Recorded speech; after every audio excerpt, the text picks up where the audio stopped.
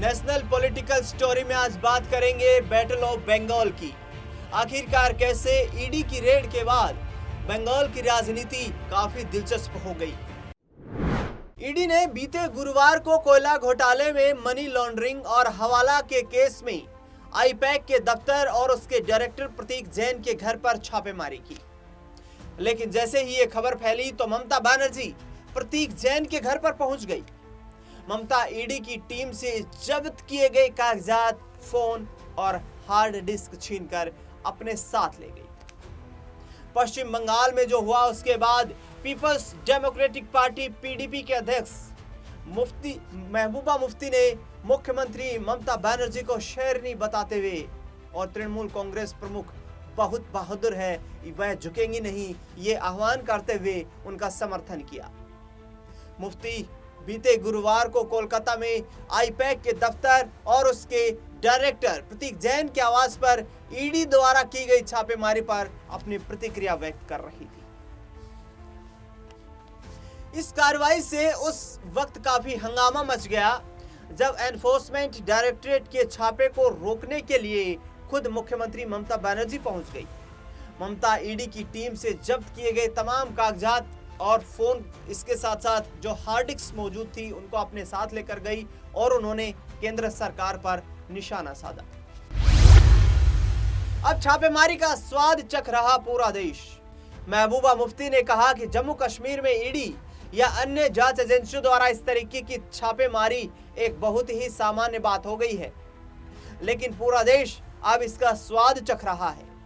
उन्होंने आर्टिकल 370 के अधिकतर प्रावधानों को निरस्त किए जाने के बाद खुद की फारूक अब्दुल्ला और अमर अब्दुल्ला की गिरफ्तारी के संदर्भ में कहा कि जब आर्टिकल 370 को निरस्त किया गया तब छापेमारी की गई और 3 मुख्यमंत्रियों को जेल में डाला गया था। उस वक्त अधिकांश राजनीतिक दलों ने चुप्पी साधे रखी। ये स्थिति अब पूरे देश में देखने को मिल रही है। ममता बहुत बहादुर है, वह मुकाबला करेगी। महबूबा मुफ्ती ने कहा, मुझे उम्मीद है कि ममता बनर्जी बहुत बहादुर है, वह एक शेरनी है और वह प्रभावी ढंग से उनका मुकाबला करेंगी, उनके सामने सरेंडर नहीं करेंगी। बता दें आपको कि पुलिस अफसरों की फौज के साथ आईपीए के दफ्तर में ममता बनर्जी घुस गई थी। पुलिस अफसरों की फौज के साथ आईपैक के दफ्तर में घुसी ममता। बता दें कि ईडी ने बीते गुरुवार को जिस तरीके से कोयला घोटाला मामले में मनी लॉन्ड्रिंग का हवाला देते हुए आईपैक के दफ्तर पर आईपैक के डायरेक्टर प्रतीक जैन के आवास पर जो छापेमारी की, लेकिन जैसे ही ये खबर फैली थी उसके बाद ममता बनर्जी पूरे लाव लश्कर के साथ वहां पर पहुंची, प्रतीक जैन के घर पर पहुंची। फिर police commissioner, deputy police commissioner और दूसरे सीनियर पुलिस अफसरों की भारी फौज के साथ मुख्यमंत्री आईपैक के दफ्तर में घुस जाती है। वहां से फाइलें बाहर भेजी। खुद ममता बनर्जी 4 घंटे तक वहां पर बैठी रही। ममता ने आरोप लगाया कि तृणमूल कांग्रेस की चुनावी रणनीति को चुराने के लिए बीजेपी ने ईडी और आईपैक के दफ्तर में यहां पर जिस तरीके से अधिकारियों को भेजा और ईडी से छापेमारी करवाई। बंगाल में बीजेपी ने एजेंसीज के इस्तेमाल की शुरुआत की है, लेकिन अब बीजेपी को भी इसका अंजाम भुगतना होगा।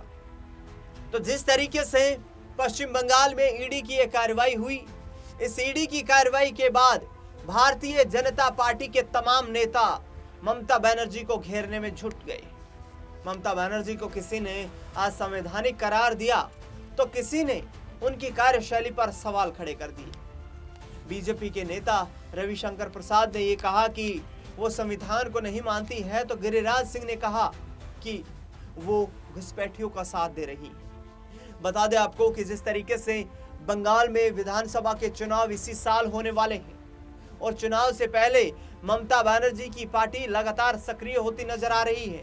भारतीय जनता पार्टी उनको टक्कर देने की कोशिश कर रही है।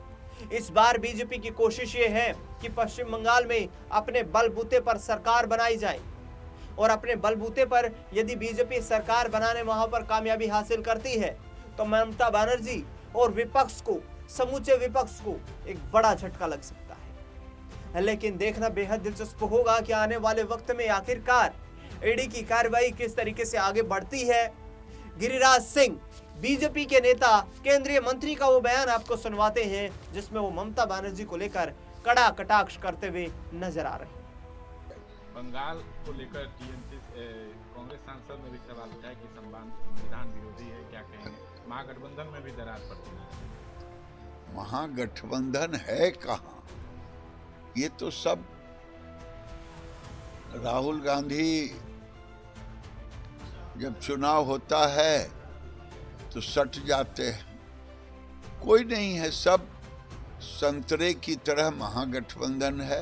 अब बंगाल में तो बिल्कुल नहीं, लेकिन एक आदमी बंगाल का कह रहा है कि ममता बनर्जी संविधान विरोधी है। आज तक कहीं देखा है कि कोई मुख्यमंत्री जब ईडी के हाथों से वहां से सारे कागजात चुरा ले और बाहर बोले कि हमारा गुप्त, क्या आपका पार्टी दफ्तर था? वो उनको डर था कि गुप्त कागज मिलेगा तो अभिषेक बनर्जी फंस जाएगा, इसीलिए वो गई और सारे कागजात वहां से चुरा करके लेके चले आए डीजीपी को लेकर के। ये तो इतने बड़े डकैत है कि डीजीपी को लेकर के सारे कागजात चुरा ली। आखिर चुराने की जरूरत क्या पड़ी? कौन ऐसा गुप्त कागज था? यही तो कह रहा, पूरी दुनिया देख रही है। उल्टे चोर कोतवाल को डांटे और उल्टे गाली दे रहे हैं अमित शाह जी को। अमित शाह जी को गाली देने से वहां के लोग नहीं मानेंगे। ममता बनर्जी बंगाल में बांग्लादेश बनाना चाहती है। ममता बनर्जी बंगाल को घुसपैठियों के हवाले कर देना चाहती है। ममता बनर्जी कोई ऐसा जिला नहीं बचा है जहां हिंदू डरे हुए सहमे हुए नहीं हैं, लेकिन अब बंगाल के हिंदुओं को डर निकाल करके बंगाल को बचाने के लिए ममता बनर्जी को हटाना ही पड़ेगा। गृह मंत्री के आवास पर भी प्रदर्शन कर रहे टीएमसी नेता। ये अपने चोरी को छिपाने के लिए, जो ममता बनर्जी ने चोरी की है कि कोई चोर न कहे, भ्रष्टाचारियों को बचाने गई थी।